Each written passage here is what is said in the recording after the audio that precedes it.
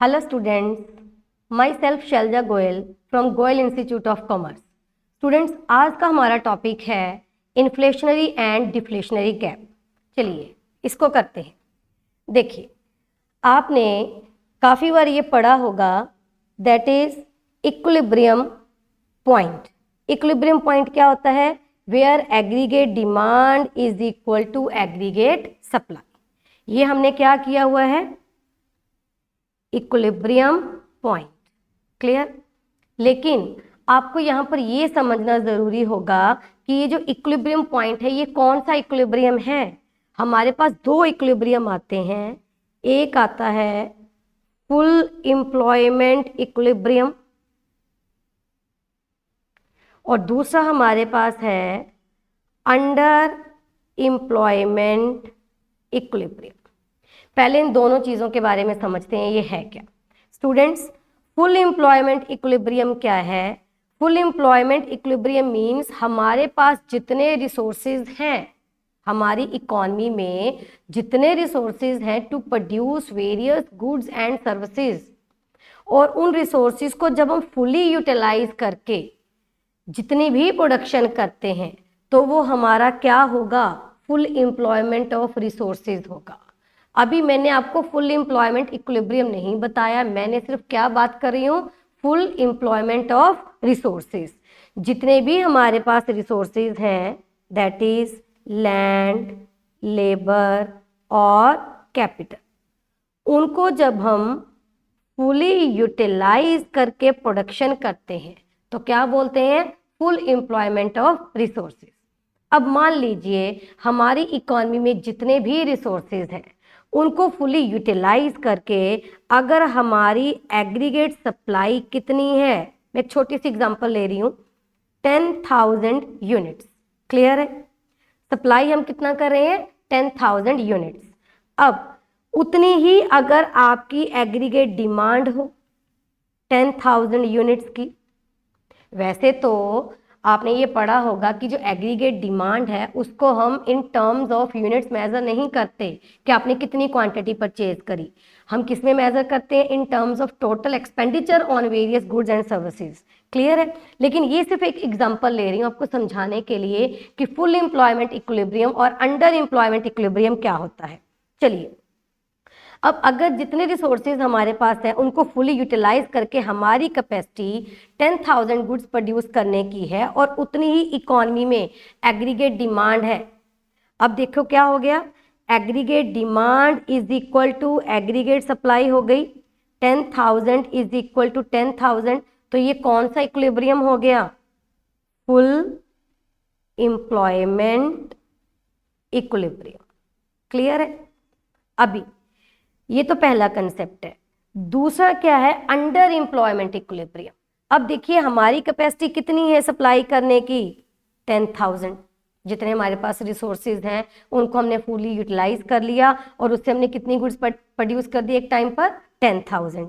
लेकिन इकोनॉमी में मान लीजिए किसी कारण जो एग्रीगेट डिमांड है वो कितनी रह गई? 8,000। क्लियर है? अब आप समझ रहे हैं इसका क्या रिजल्ट निकला? अब इसका रिजल्ट क्या हुआ? आप देख रहे हो स्क्रीन पर कि एग्रीगेट सप्लाई ज़्यादा है और एग्रीगेट डिमांड क्या है? कम है। क्लियर? अब यहाँ पर क्या हुआ? हमारे पास जो सरप्लस गुड्स हैं वो कितनी बच गई? 2,000। 2,000 क्या हो गया हमारा? अनडिजायर्ड स्टॉक, जो हम नहीं चाहते थे कि हमारे पास बचे। अब हम क्या करेंगे? आपकी डिमांड कितनी है? 8,000 की, तो हम अपने स्टॉक को होल्ड करके रख लेंगे, प्रोडक्शन को एक बार रोक देंगे। तो हम फर्दर प्रोडक्शन रोक दी और हमने आपको कितनी सप्लाई करी मार्केट में? 8,000, जितनी आपकी डिमांड थी। तो ये तो हमने बराबर कर दिया। AD इज इक्वल टू क्या हो गया? AS। इक्विलिब्रियम तो देखो यहाँ पर भी हो गया, लेकिन ये कौन सा इक्विलिब्रियम हुआ? फुल एम्प्लॉयमेंट या अंडर एम्प्लॉयमेंट? ये हुआ हमारे पास अंडर एम्प्लॉयमेंट इक्विलिब्रियम। क्लियर है? ये दो बातें समझ में आई आपको, एक फुल एम्प्लॉयमेंट और एक अंडर एम्प्लॉयमेंट। अब इसी को कंटिन्यू करते हैं, अंडर एम्प्लॉयमेंट इक्विलिब्रियम को।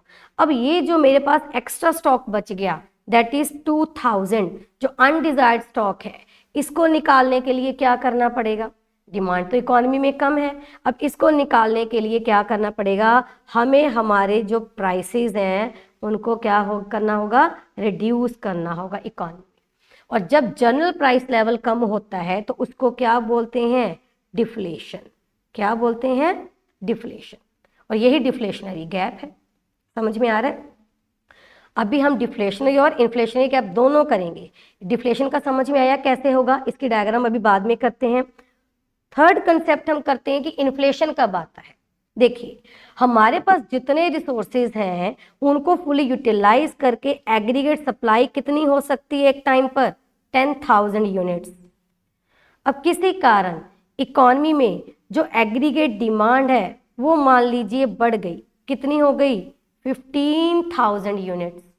हमारी फुल कैपेसिटी को यूटिलाइज करके प्रोड्यूस करने की कैपेसिटी कितनी है, ओनली 10,000 गुड्स। और आपने डिमांड यहां पर कितनी कर दी, 15,000। It means aggregate demand greater than aggregate supply हो गया। क्लियर है? अब हम आपकी डिमांड जितनी आप कर रहे हो, 5,000 आप एक्स्ट्रा डिमांड कर रहे हो, हम उसको कवर नहीं कर सकते। क्यों नहीं कर सकते, क्योंकि यहाँ पर ऑलरेडी क्या हो गया, फुल एम्प्लॉयमेंट ऑफ रिसोर्सेज हो रहा है ऑलरेडी। अब एक्स्ट्रा जो आपकी 5,000 की डिमांड है, एक्सेस डिमांड, इसका रिजल्ट क्या निकलेगा, इसका रिजल्ट निकलेगा कि इसका जो प्रेशर है वो हमारी एग्जिस्टिंग सप्लाई के ऊपर आएगा, दैट इज 10,000। फिर सप्लायर क्या करेगा, जब उनको लगेगा कि वही बात होगी कि एक अनार 100 बीमार, कि मेरे पास स्टॉक कम है और मार्केट डिमांड ज़्यादा है, तो वो क्या करेगा, अपने प्राइसेस को क्या कर देगा, इंक्रीज कर देगा। प्राइसेस बढ़ जाते हैं, जब प्राइसेस बढ़ जाते हैं तो उसको क्या बोलते हैं, इन्फ्लेशन। सिंपल। क्लियर है? चलिए अब हम इसी के बेस पर करते हैं इन्फ्लेशनरी और डिफ्लेशनरी गैप, उसकी डायग्राम करते हैं। स्टूडेंट्स, आपको पता होगा कि एग्रीगेट डिमांड के जो बेसिक कंपोनेंट हैं वो हैं C प्लस आई प्लस जी प्लस एक्स माइनस एम। हमारी इकॉनमी कौन सी है, ओपन इकॉनमी है। ओपन इकॉनमी मतलब हम फॉरेन ट्रेड में इन्वॉल्व हैं। ओपन इकॉनमी जब होती है तब ये वाला कंपोनेंट आ जाता है, that is X minus M, जिसको हम क्या बोलते हैं, नेट एक्सपोर्ट। और जी का मतलब इसमें गवर्नमेंट इंटरफेरेंस भी है। लेकिन आपके सिलेबस में, +2 के सिलेबस में हम यहाँ पर दो ही कंपोनेंट ले रहे हैं एग्रीगेट डिमांड के, that is C plus I. C means consumption expenditure, I means investment expenditure. तो हमारी इकॉनमी में ये जो एग्रीगेट डिमांड है इसके दो बेसिक कंपोनेंट क्या लेंगे, सी प्लस आई। क्लियर है? चलिए अब हम फर्स्ट करते हैं डिफ्लेशनरी गैप। जो मैंने ऊपर समझाया उसी की अब हम क्या कर रहे हैं, डायग्राम कर रहे हैं। डिफ्लेशनरी गैप क्या बताया, कब आएगा, जब हमारी एग्रीगेट सप्लाई ज़्यादा हो जाती है, एग्रीगेट डिमांड कम हो जाती है। क्लियर? देखिए अब इसके बेस पर क्या है, मैंने आपको बताया कि हमारी कैपेसिटी कितनी है प्रोड्यूस करने की, 10,000, और आप डिमांड कितनी कर रहे हो, 8,000। तो 2,000 जो स्टॉक है वो क्या हो गया, एक्सेस हो गया। ये हमारी लाइन ऑफ रेफरेंस है y, जिसको हम AS भी बोलते हैं, ये आपको पता होगा। और हमारी कैपेसिटी कितनी है, ये हो गया एग्रीगेट डिमांड, जिसके कंपोनेंट है C प्लस आई।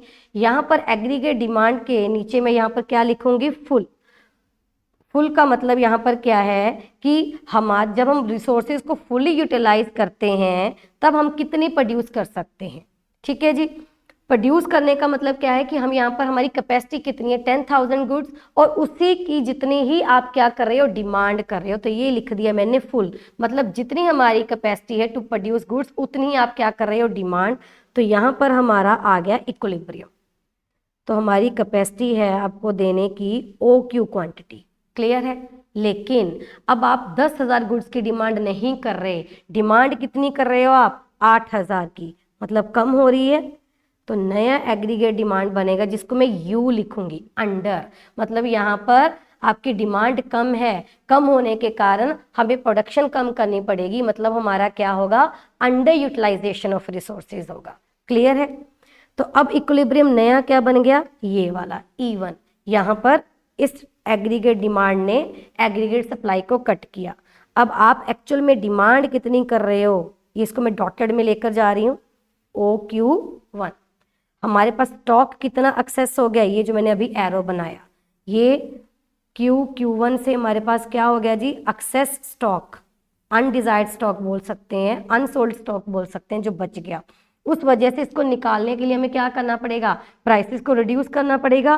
तो बेसिकली ये जो गैप है, एग्रीगेट डिमांड जो फुल एम्प्लॉयमेंट है और एग्रीगेट डिमांड जो अंडर एम्प्लॉयमेंट है, इसके गैप को हम क्या बोलते हैं, डिफ्लेशनरी गैप। क्लियर है, सिंपल है। और इसी का ऑपोजिट क्या हो जाएगा, इन्फ्लेशनरी गैप। ये चीज क्लियर है स्टूडेंट्स। चलिए अब हम सेकंड क्या कर रहे हैं, इन्फ्लेशनरी गैप करेंगे। सेकंड क्या है, इन्फ्लेशनरी गैप।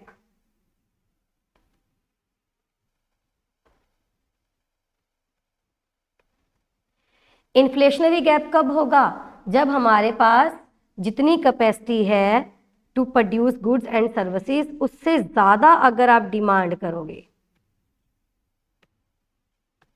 एक मिनट,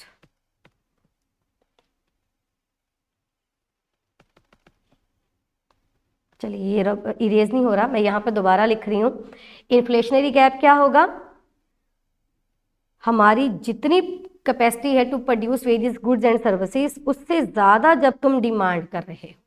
हमारी कैपेसिटी मैंने कितनी बताई, 10,000 की, डिमांड आप कितनी कर रहे हो, 15,000 की, तो ज़्यादा हो गया। अब हम ये 5,000 स्टॉक पूरा नहीं कर सकते जो एक्सेस आपकी डिमांड है। क्यों नहीं कर सकते, क्योंकि ऑलरेडी फुल एम्प्लॉयमेंट हो चुका है। तो फिर प्रेशर किसके ऊपर आएगा, एग्जिस्टिंग स्टॉक के ऊपर आएगा। जब एग्जिस्टिंग स्टॉक के ऊपर प्रेशर आएगा तो फिर प्राइसेस क्या करने पड़ेंगे, हमें बढ़ाने पड़ेंगे, और इसको क्या बोलते हैं, इन्फ्लेशन। ठीक है, चलिए इसकी डायग्राम बनाते हैं वापस। सेम ये हमारी वाई लाइन होगी, जिसको हम क्या बोलते हैं, AS बोलते हैं, और ये हमारा एग्रीगेट डिमांड है। फुल यहाँ पर लिख रही हूँ, जितनी हमारी कैपेसिटी है दैट इज OQ। तो OQ क्वांटिटी हम प्रोड्यूस करके आपको दे सकते हैं, लेकिन किसी कारण आप इकोनॉमी में डिमांड क्या कर रहे हो, ज़्यादा कर रहे हो, जिसको मैंने एग्रीगेट डिमांड E से डिनोट किया, मतलब क्या आ गया, एक्सेस आ गया। क्लियर है। अब आप डिमांड कितनी कर रहे हो, OQ1 की, और हम कितनी दे रहे हैं आपको, OQ। तो इतने से ये जो मैंने एरो बनाया, ये हमारी क्या हो गई, आपकी excess demand. Excess demand, pressure आएगा प्राइसेस के ऊपर। अब ये जो एग्रीगेट डिमांड जो आपकी है और एग्रीगेट डिमांड जो होनी चाहिए इकोनॉमी में इक्विलिब्रियम, उसके बीच का जो गैप है, इसको क्या बोलते हैं स्टूडेंट्स, इन्फ्लेशनरी गैप। ज़्यादातर आपको इन दो टॉपिक में दिक्कत आ रही थी कि डिफ्लेशनरी गैप क्या होता है और इन्फ्लेशनरी। आई होप आपको समझ में आएगा, आ गया होगा जो मैंने आपको समझाया। ठीक है जी, चलिए थैंक यू।